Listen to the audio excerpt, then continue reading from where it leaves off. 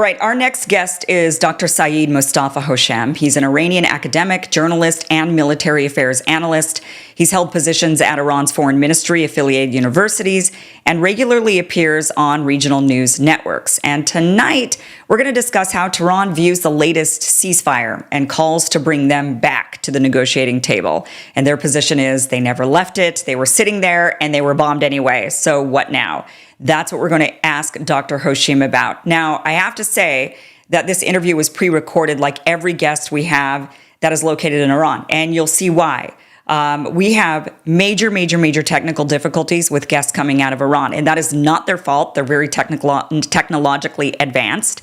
The issue is they are so blocked, so sanctioned, so just suppressed by the West, keeping them and keeping their voices censored, that we have a very difficult time trying to get these guests in. And every time we have a guest in from Iran, we have to try multiple different ways to connect with them, multiple different applications, multiple workarounds, and it takes attempt after attempt after attempt after attempt each time we have a guest in from Iran. And I tell you this because I just want you to know how censored they are.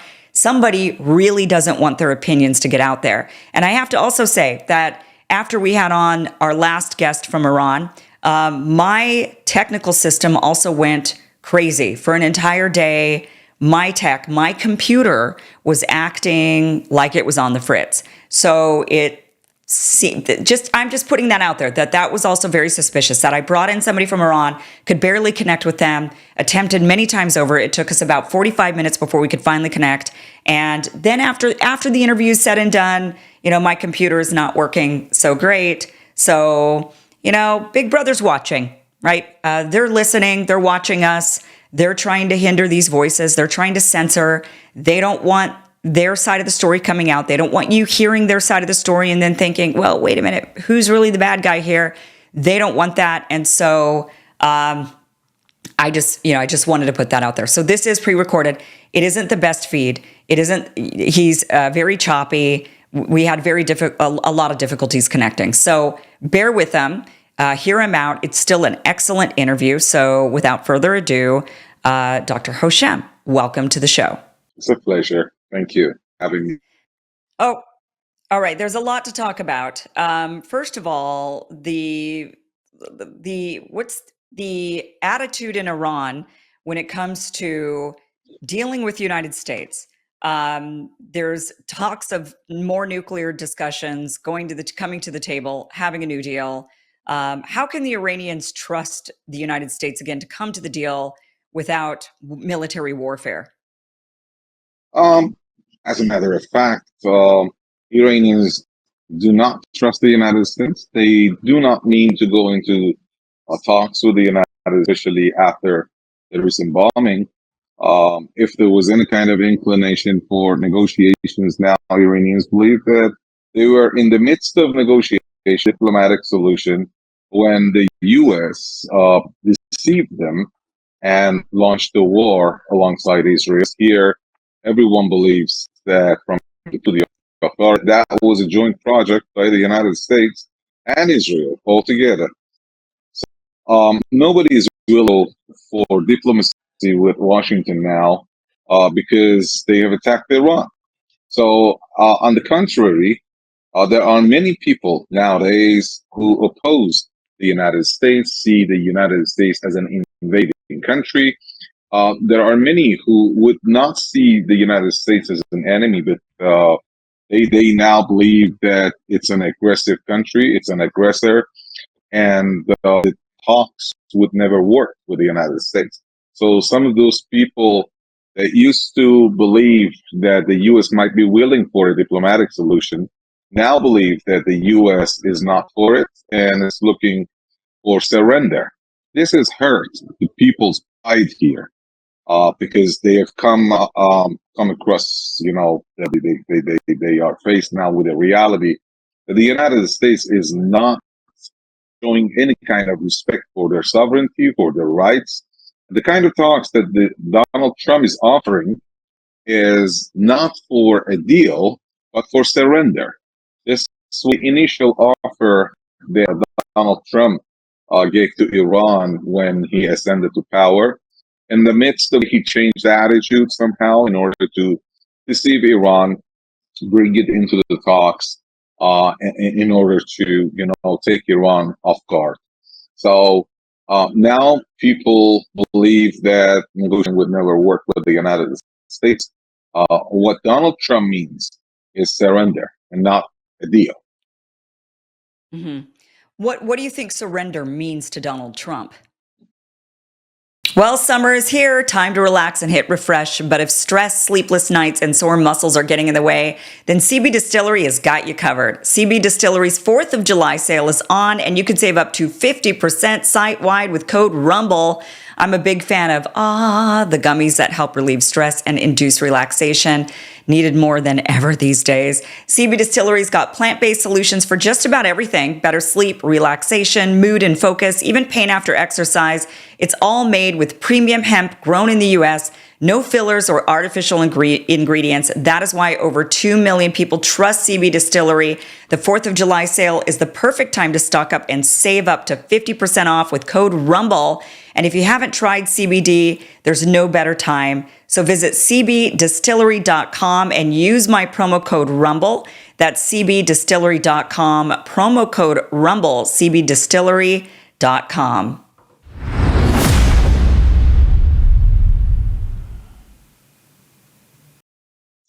Well, surrendering means that he wants Iran to give up all its enrichment rights, to surrender its enriched uranium stockpile, to detonate all its enrichment facilities.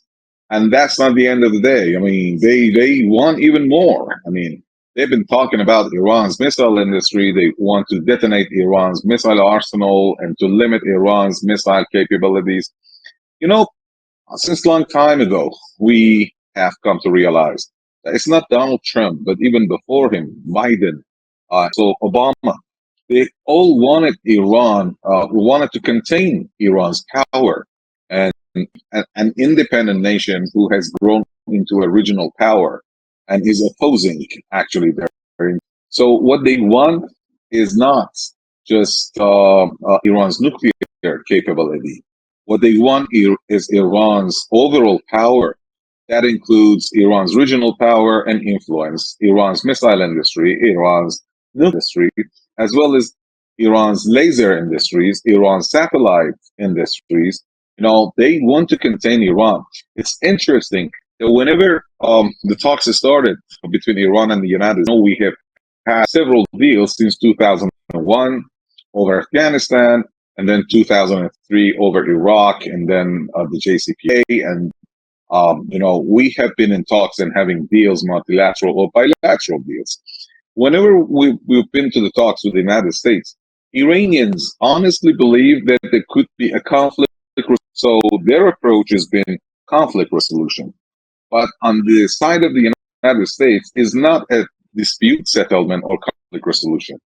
They have never been shy of shouting that they are not pursuing this approach in pursuing containment to contain Iran's power. So that's the major difference in these two approaches. And as long as the United States goes for this containment strategy, there'll be any deal. And if any deal comes, like JCPOA, it will not remain in place, and the U.S. would go dismantling it and discarding it.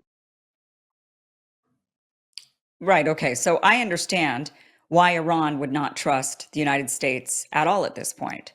But the question then remains, what does Iran do then?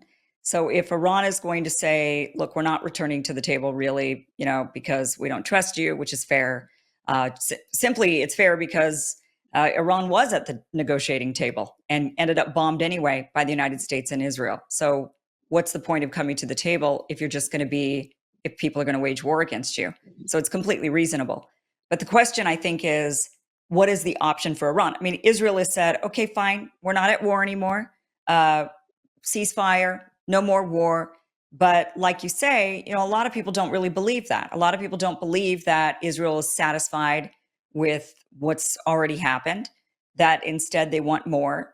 And So what are the options right now for Iran? Well, Iran is not the party that's going anyone, actually. It's the United States and Israel that would not let it go. They want, to go ahead. The first they claim that they've devastated all Iranian nuclear enrichment facilities and devastated Iran's nuclear stockpile. But now we are hearing words and some data saying that the Israelis are preparing to go for a second round of attacks against Iran in partnership with the United States, actually. Iranians rightly believe that we were in the midst of the talks. What is the diplomacy good for?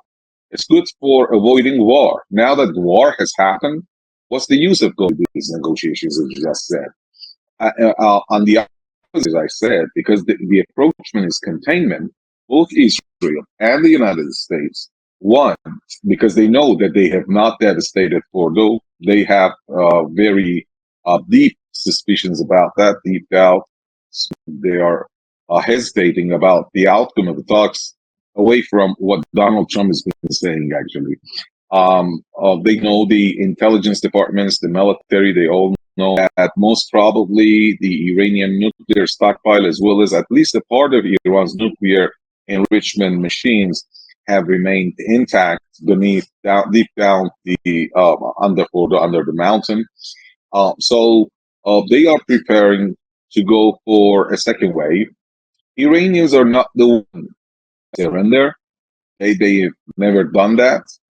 They have proved it already several times in the past, 50, 40 years that they are not going to surrender.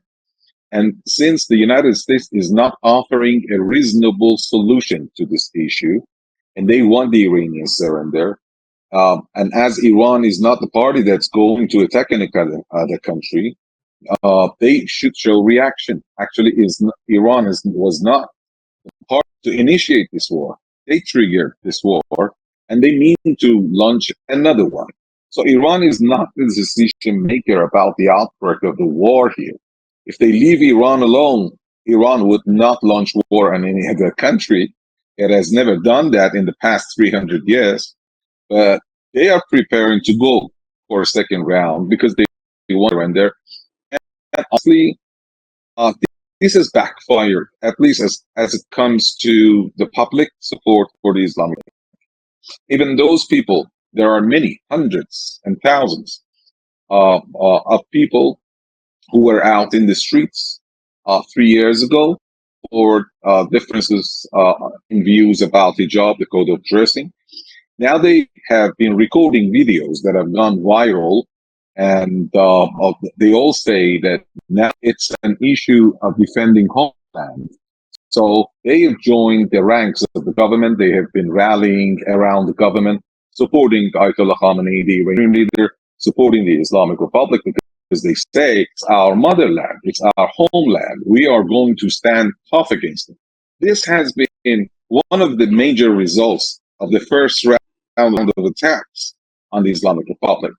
Another one has been, Iran has been very much transparent in cooperation with the IAEA. The IAEA has done the largest number of man hours of inspections on Iranian nuclear facilities. They have given out dozens of reports. None of them says Iran has gone towards a military nuclear goal, but still they attacked Iran. So the outcome has been Iranian parliament approved a bill very recently, just last week, suspending all types of cooperation with the IAEA. As a matter of fact, they have been cornering Iran to drop any kind of cooperation with the IAEA. Iran is not going to be transparent anymore because it's been pushed to do so. Another outcome, a larger number of people, the polls show very recently in the last 2-3 days, that a number of people are now demanding making an atomic bomb. They are asking the Islamic Republic for it because they believe that their security is at stake. The security of children is at stake. And they to make this bomb in order to stop the United States and the attack as two nuclear armed regimes. So now you have more public support for building a nuclear weapon, because the feeling is this will be protective of us. We need the protection. We don't want to be invaded. We don't want to be bombed. And this is the way to secure that. That's right. Mm. That's right. Exactly. What do you think? And how do you think the government is responding to that? I mean, do you think that they are thinking about this? Do you think? Well, to be honest with you, major hurdle in the way of making a bomb, a bomb, has been the religious decree or fatwa of Ayatollah Khamenei, the supreme leader of Iran. And he has not yet withdrawn that or changed or modified that fatwa, that religious decree. But I believe if they endanger Iran's nationality, Iran's sovereignty, and Iranian soil, uh, Iranians would have no other way but to protect themselves, to protect the Islamic Republic, and make the bomb. So I do believe that the Israelis, this Israeli attack, alongside the United States, Israeli-U.S. attack on Iran, would corner Iran enough that way. That's my opinion. Just from the viewpoint of the public, but also and the government here, or how they feel and what they feel. If they are forced, any kind of country, it doesn't be about Iran or any other nation. If you have to do something to protect and save health and your lives, then you need to do it, and they do it. Um, right. What do you think of the suspicion? What do you make of the suspicion that the IAEA leaked the identities of the nuclear scientists to Israel for them to be assassinated? Do you think there's any truth to that? Well, there was a time when we were surprised, actually. That was a decade ago when they disclosed the identity, they exposed the identity of Iran's nuclear scientists, ending up in their assassination by Israel. But ever since then, we have come to realize this reality that the IAEA is in the hands of the United States and Israel more than anyone else. This is Gerusi that has proved so. Gerusi has been visiting Israel. Israel is not a signatory to the NPT. It is armed with nuclear weapons, nuclear missiles. It is said that they got between 200 to 400 nuclear missiles or bombs. And still, the chief Gerusi, Israel exchanges, information with them. We have received information, tens of thousands of documents of Israeli intelligence recently, before the war started, show the close cooperation and exchange of data and information between Gerusi, the IAEA chief, and Israel, a regime that has been at war with the neighbors, that has been killing Palestinians, poor Palestinians, in tens of thousands, is accused and convicted of genocide, actually, is working with the IAEA, including in the assassination of nuclear scientists. So there was a long time people in Tehran said, we need to drop cooperation with the IAEA, but Tehran never did that until the IAEA chief to set the stage for a resolution at the IAEA Board of Governors very recently. Actually, it's less than a month, I think, which set the stage and paved the ground actually for this Israeli-U.S. attack on Iran. So Iranians are blaming the IAEA chief very much, even more than the IAEA itself. Okay. Israel, as you mentioned, is likely not to have given up. And even though the war itself has ended or calmed down, I think that there's a lot of suspicion that speaking of assassinations, that will be the way Israel goes forward. That rather than attacking maybe directly in the same way that was recently done with bombings, direct attacks, that perhaps there'll be more kind of underhanded attacks, assassinations, these types of operations. And if that's the case, and there's been a lot of calls to depose the Ayatollah himself, to assassinate him. If that were the case, and there's a lot of talk about regime change, putting in somebody new, what would happen if Ayatollah Khomeini was actually assassinated? Who do you think would take his place? Would they succeed in getting somebody new in that's friendly to the United States? What do you make of that? Um, um, Let me explain it this way. The Israeli-U.S. attack on Iran was meant for three purposes. They had three aims. One was devastating Iranian capability. That never happened, since our scientists, thousands of scientists, nuclear scientists, are alive. On this genius they are. They are there and they will work. And a large part of our nuclear industry has remained intact. When it comes to enrichment, as I said, no one knows if Fordo is in damaged part totally, but even the United States intelligence reports say that it shouldn't be damaged altogether. The stockpile is there for sure because we have not registered any kind of radiation.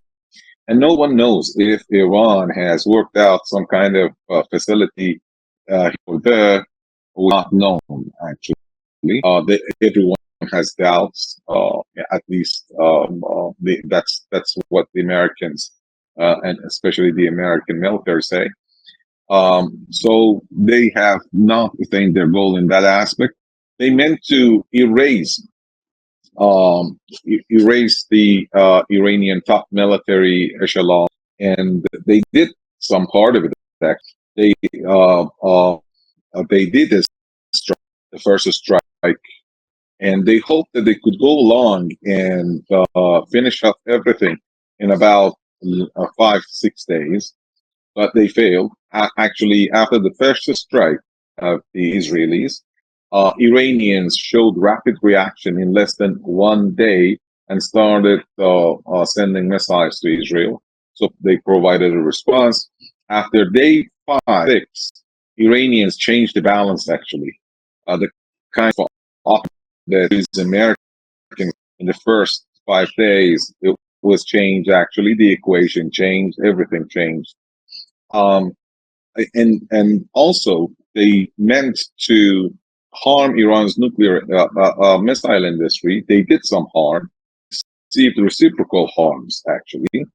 The third one, as I said, was instigating riots against the Islamic Republic in order to impose a regime change. But they failed, as I said. People rallied around the government, supported them in a way that surprised everyone actually. This consensus and solidarity has enraged the Israelis and American administration a lot, because we can see that many of the English language media outlets in the West, including and also the Persian language opposition media based in the United States and in Europe, they have targeted this solidarity and integrity of the Iranian people, and they are doing their best in order to rifts in the ranks of the public and between the public and the government, and they failed. With regard to your specific that these have been saying very often recently, um, even saying that was trigger a wave of fatwas by different religious leaders across Iraq, in Iran, in Pakistan, and in many other countries. Because threat a religious leader, a jurisprudent, a person who has millions of followers, it has some kind of religious decree. It's not ignored. Never. it immediately starts a fatwa, religious decree by other religious leaders, saying that anyone who threatens the life of a religious jurisprudence of a major, person like Ayatollah Khamenei, a religious leader like him, should is considered as a war on God and should be responded by every Muslim. This is a major point that started since yesterday. This means that any Muslim across the globe, including the United States, millions of Muslims, no matter who they follow, who they pursue, who they adore, um, who religious leader, they should go after Donald Trump and his administration in any possible way. It includes a number of outcomes. First is that any kind of cooperation with such person is banned, is haram, religiously banned. First. Second, they are duty bound by religion to do everything possible to make Netanyahu and Donald Trump and their administration officials regret what they are doing. And third, anyone that could kill them, hunt them down, should do that. That would mean security for Donald Trump. This was warned already by a major figure in Ayatollah Sistani just last week. He threatened, if you threaten the life of Ayatollah Khamenei, if the United States starts an attack on Iran, a wide-scale attack on, in these two conditions, there would be chaos in the region. More than 58 countries, Muslim countries around the globe, from Indonesia, Malaysia, Pakistan, Iran, Arab nations, the people would not be controlled. Nobody can control the people on these lands. They would start attacking U.S. consulates, U.S. diplomatic centers, U.S. companies, economic centers, and any U.S. person that they would see. So,